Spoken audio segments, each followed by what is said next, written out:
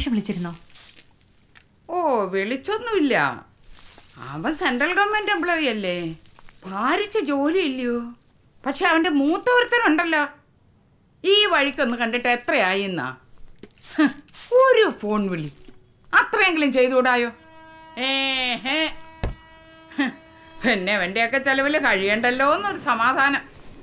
അതിന് ചത്തുപോയ എൻ്റെ കെട്ടിയവനോട് ഞാൻ എന്നും നന്ദി പറയും.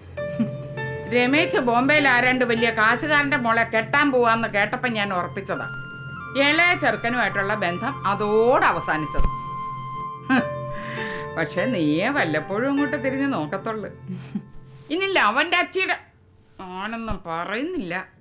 എന്തോ കണ്ടിട്ടാ ഇവളൊക്കെ ഈ അഹങ്കരിക്കുന്നെന്നാ. Madam, breakfast ready. Oh wow. Please come. അമ്മച്ചിയെ വിളിച്ചോ. അമ്മച്ചി. അമ്മ വരൂ. ലെവൻ കൊള്ളാവല്ലോ.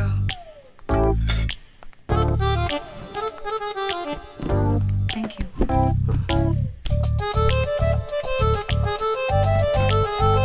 താനോ? ഞാൻ പിന്നെ കഴിച്ചോളാം. ഇത്രയും രുചിയുള്ള ചമ്മന്തിയും കൂട്ടി ദോശ കഴിച്ചിട്ട് എത്ര നാളായെന്ന് ഓർക്കുമായിരുന്നു ഞാൻ.